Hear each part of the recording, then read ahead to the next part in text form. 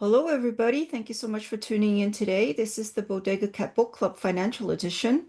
And today we're continuing our reading of The Creature from Jekyll Island by G. Edward Griffin. And we are about halfway through the book. And thank you so much for sticking with us.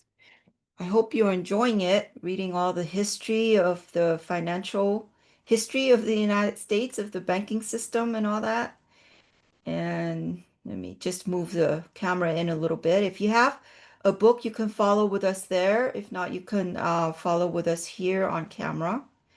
And incidentally, you could join us with our other book clubs. We have three book clubs going on. On Mondays, we have the spiritual book club. Wednesdays, we have the health book club. And of course, Thursdays, we have financial book club. So come join us all, or one or two. We're starting new books for the Spiritual Book Club and Book Club next week. So check us out on our website underneath it's the fun stuff tab, and you find the book clubs there. And if you have any books that you want to recommend for us to read, you could do that as well. We'd be happy to read them. If they're not copyrighted infringement. So just so you know. And then check out our newsletters. We have monthly newsletters and podcasts that we put out. They're all on the website, so you could check it out. And we put all our books that we read on books that we read on YouTube. And you could check out our YouTube channel. We also have merch. You could support us that way. Or if you're in our local area in Los Angeles, come to our healing center and visit us here. We'd love to meet you and have you here. So, okay, let's get started here. This will be chapter 16, and this is part 1. And I think I could move the camera in a little closer, but oh, maybe not. Okay. All right. Hope you guys can see okay. All right, here we go. Chapter 16, The Creature Comes to America. The story of the Bank of North America, the nation's first central bank, which was formed even before the Constitution was drafted. The story of the first Bank of the United States, the nation's second central bank, which was formed in 1791. The massive inflation caused by both banks, the causes of their demise. It is a surprising fact that the United States had its first central bank even before the Constitution was drafted. It was chartered by the Continental Congress in the spring of 1781 and opened its doors the following year. There were great expectations at that time that the province of Canada would soon join the rebel colonies to form a union extending across the entire North American continent. In anticipation of that, the new financial institution was called the Bank of North America. The bank was organized by Robert Morris, a member of Congress, who was a leader of a group of politicians and merchants who wanted the new nation to imitate the mercantilism of England.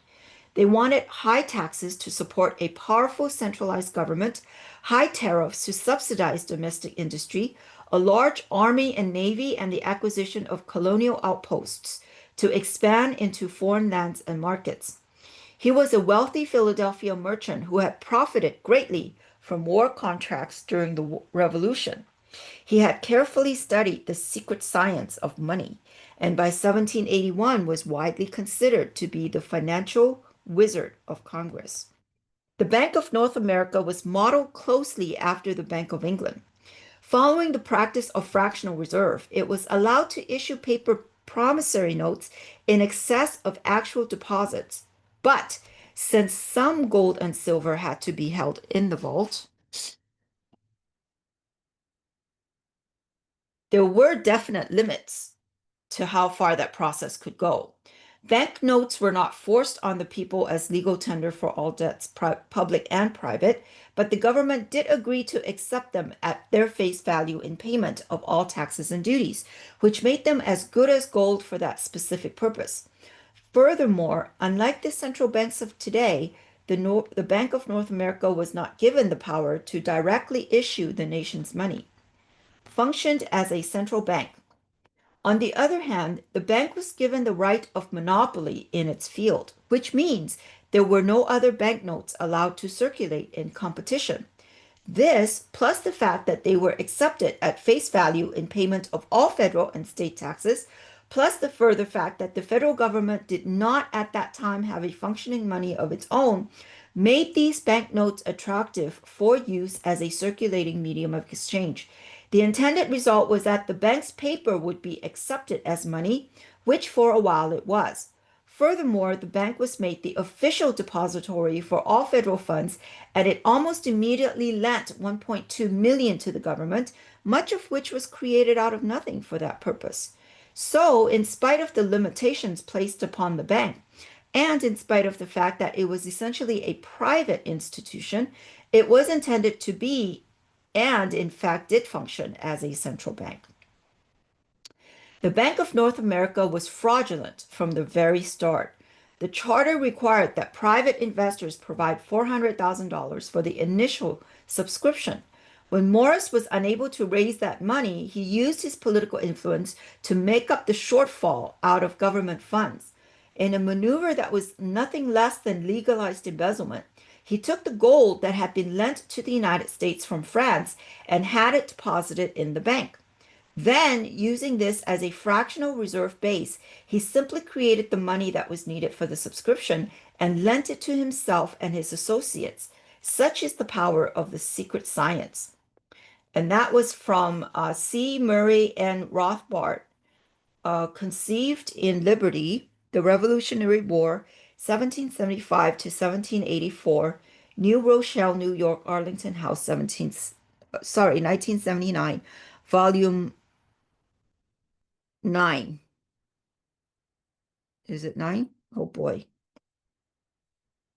Or is it 4?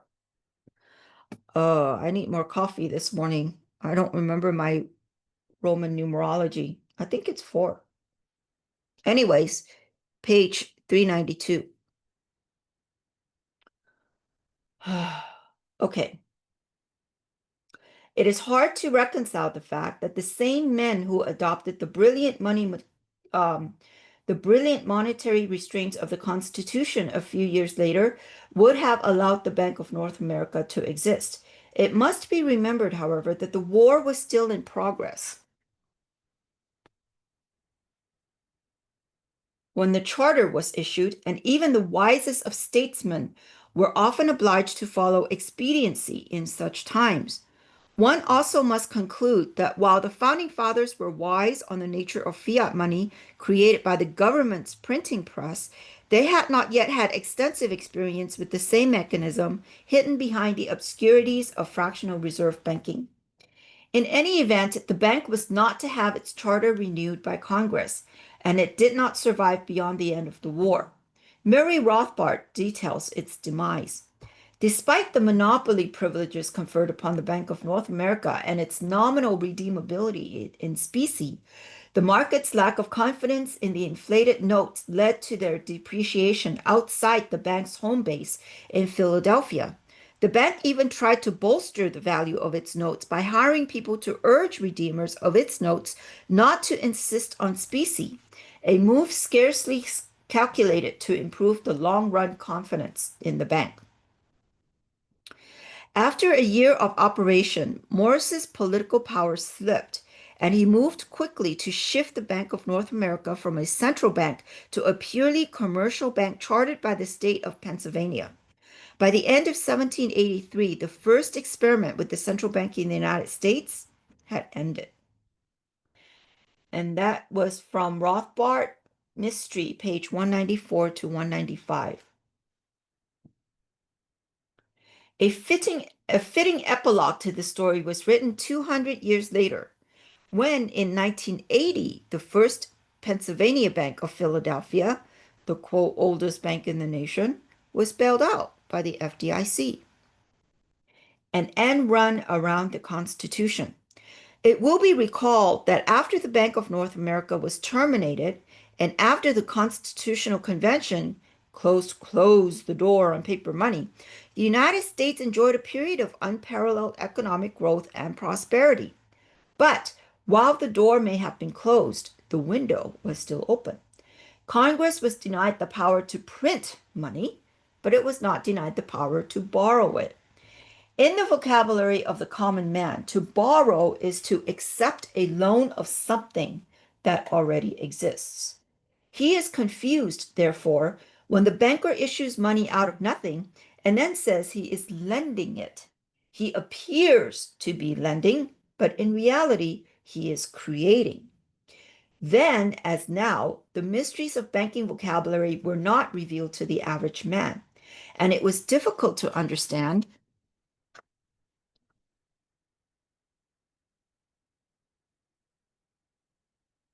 how privately issued banknotes could serve precisely the same purpose as printing press money with precisely the same disastrous results. That being the case, the monetary and political scientists decided to end run the Constitution. Their plan was to establish a bank, to give that bank the power to create money, to lend most of that money to the government, and then to make sure the IOUs are accepted as money by the public. Congress, therefore, would not be emitting bills of credit. The bank would do that. Thus, the first Bank of the United States was conceived. The proposal was submitted to Congress in 1790 by Alexander Hamilton, who at that time was Secretary of the Treasury. Hamilton, incidentally, was a former aide to Robert Morris, founder of the Bank of North America. So, in that sense, his role in the matter is not surprising. What is surprising is the fact that Hamilton had been a staunch supporter of a sound currency during the Constitutional Convention. This is hard to reconcile, and one must suspect that even the most well-intentioned of men can become corrupted by the temptations of wealth and power. It is possible that Hamilton, Morris, and other Federalist leaders had hoped to keep the government out of the money-making business, not because it was the constitutional thing to do, but because that would leave the field clear for a central bank mechanism, which, because it was further from public view and political control, could become their own private engine of profit. It would appear that the only other explanation is that these men were fickle in their views and did not really understand the implications of their acts. In view of the brilliance in all other matters, however, it is difficult to muster enthusiasm for that interpretation. The Hamilton-Jefferson conflict. Hamilton's proposal was strongly opposed by Thomas Jefferson, the then Secretary of State. And this was the beginning of a heated political debate that would occupy Congress for many decades to come. In fact, it was one of the central issues that led to the creation of our first political parties. The Federalists gathered around the ideas of Hamilton. The Anti-Federalists, later called the Republicans, were attracted to the ideas of Jefferson. And a note about that is that, curiously, the present Democratic Party traces its origin to Jefferson's Republicans. That's interesting.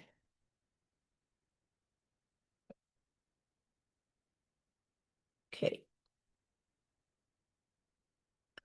Jefferson pointed out that the Constitution did not grant the Congress the power to create a bank or anything similar.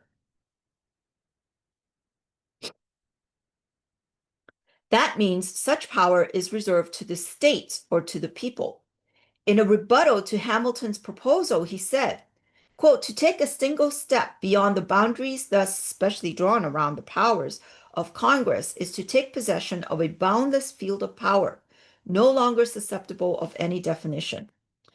And that quote was from Opinion of Thomas Jefferson, Secretary of State, February 15, 1791, quoted by Cruz, page 147 and 148. Furthermore, he said, even if the Constitution had granted such power, it would be an extremely unwise thing to do, because allowing banks to create money could only lead to national ruin. Hamilton, on the other hand, argued that debt was a good thing, if kept within reason, that the nation needed more money in circulation to keep up with expanding commerce. Only the bank, he said, would be able to provide that. Furthermore, while it is true the Constitution did not specifically grant the power to create such a bank, it was nevertheless an implied power because it was needed to accomplish other functions which were granted in the Constitution. That was the end run. Nothing could be more polarized than the opposing ideas of these two men. Jefferson, quote, a private central bank issuing the public currency is a greater menace to the liberties of the people than a standing army. And that quote, a note about that was the comparison between private banks and standing armies can be found in many of Jefferson's letters and public utterances. For example, see the writings of Thomas Jefferson, New York, G.P. Putnam and Sons, 1899, Volume 10, page 31. Another quote from Jefferson, we must not let our rulers load us with perpetual debt. That was from the basic writings of Thomas Jefferson, Willie Book Company, 1944, page 749. Couple quotes from Hamilton. No society could succeed which did not unite the interest and credit of rich individuals with those of the state. And that quote was quoted by Arthur M. Schlesinger, Jr., The Age of Jackson,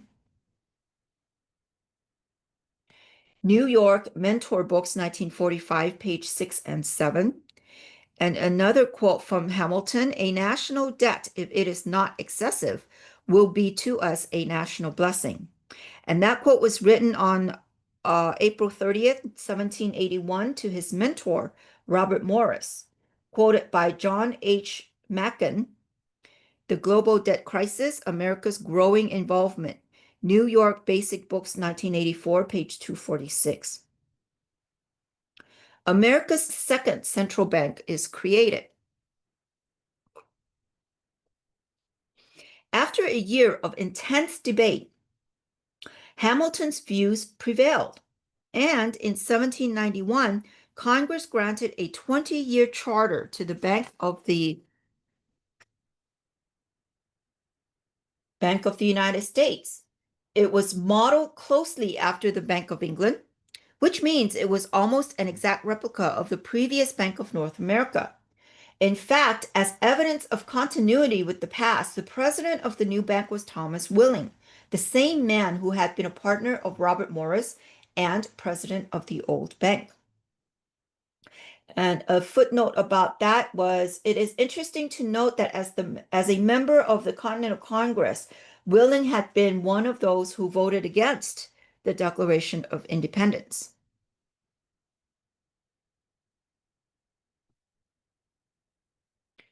As before, the new bank was given a monopoly in the issuance of bank notes.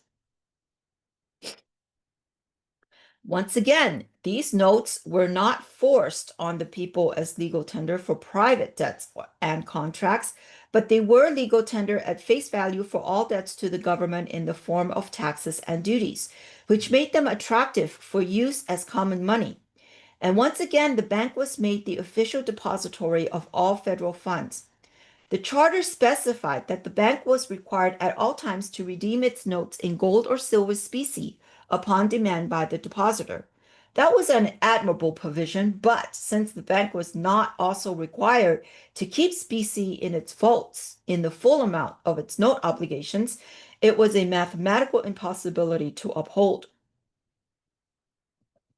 As with the old Bank of North America, the new Bank of the United States was to have 80% of its capital provided by private investors, with the federal government putting up only 20%.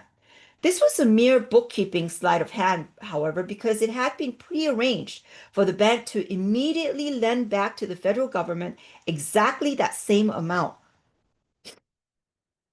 Reminiscent of the Morris scheme in capitalizing the Bank of North America, this federal, quote, investment was essentially a means whereby federal funds could be used to make up the shortfall of the private investors.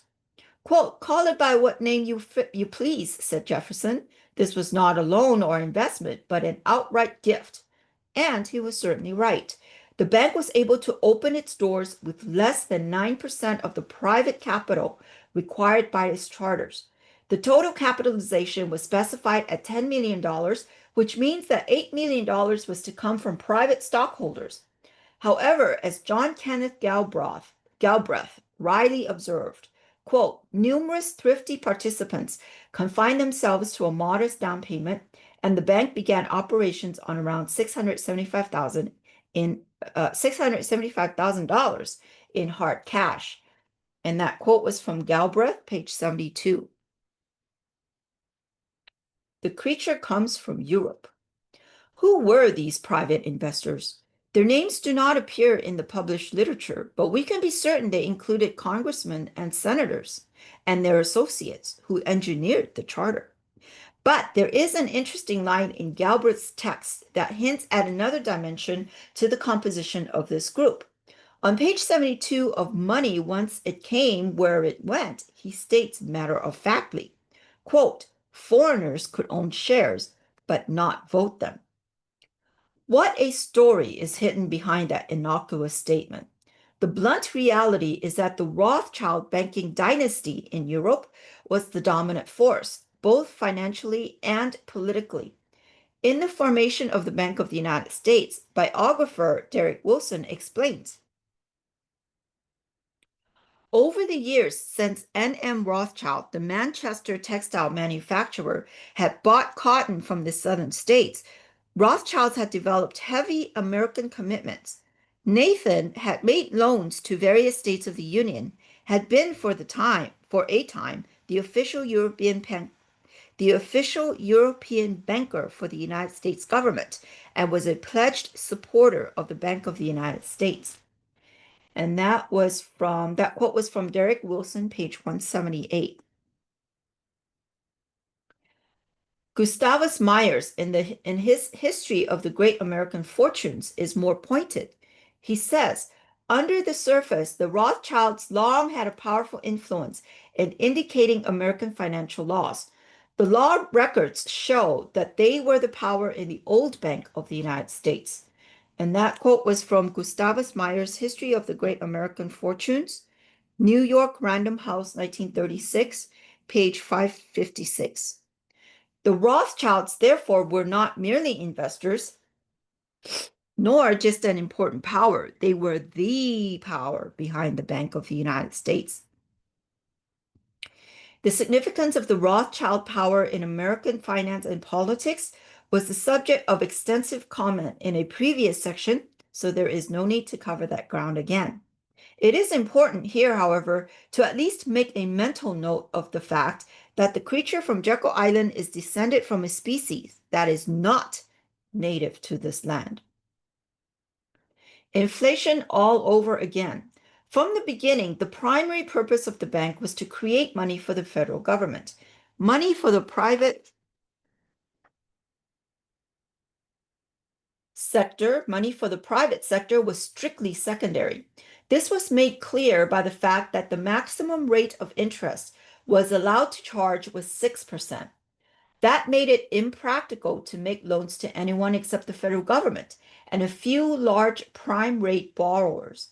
And the government wasted no time putting its new central bank mechanism to work. Having invested $2 million at the start, it converted that into $8.2 million borrowed within the next 5 years, which means that $6.2 million was created specifically for its use. Anyone familiar with the history of money, as outlined in the previous section, could easily write the following paragraph. The creation of millions of new fractional reserve dollars, which the government pushed into the economy through spending programs, caused an imbalance between the supply of money and the supply of goods and services. Prices appeared to go up as the relative value of the dollar went down. In that same 5-year period, wholesale prices rose by 72%, which is another way of saying that 42% of everything people had saved in the form of money was quietly confiscated by the government through the hidden tax called inflation. The same inflation effect that previously had plagued the colonies now returned to plague the new generation. This time, instead of being caused by printing press money, it was fractional reserve money. The cog that linked the two mechanisms together and caused them to function as one was federal debt. It was federal debt that allowed the political and monetary scientists to violate the intent of the founding fathers, and it was the same federal debt that prompted Jefferson to exclaim, "I wish it were possible to obtain a single amendment to our Constitution. I would be willing to depend on that alone for the reduction of the administration of our government to the general principle of the Constitution. I mean an additional article taking from the federal government their power of borrowing." And that quote was from Letter to John Taylor, November 26, 1789, quoted by Martin A. Larson, The Continuing Tax Rebellion. Old Greenwich, Connecticut, Devon Adair, 1979, page 12. Like so many things in the real world, the Bank of the United States was a mixture of evil with some good. It certainly was not all bad. In colonial times, the state governments printed as much paper money as they pleased, and the loss of purchasing power was, in many cases, total. The bank, on the other hand, was required to maintain some gold and specie as a base for its pyramid of money.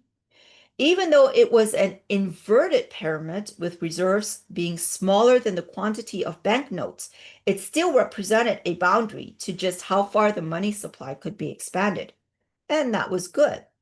Furthermore, it was apparent that the bank's directors were imbued with a certain amount of enlightened self-interest in that they actually wanted to keep the creation of new money within some kind of control.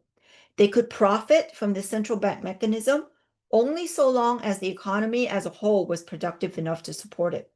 They did not want to kill the goose that laid the golden egg.